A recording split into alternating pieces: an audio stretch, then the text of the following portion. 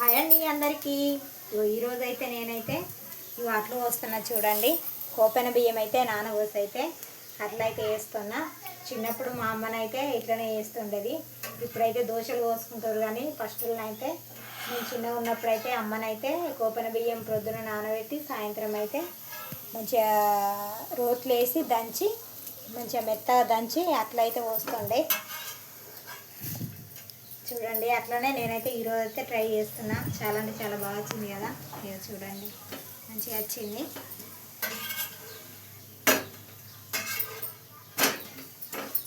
చాలా బాగా వచ్చింది.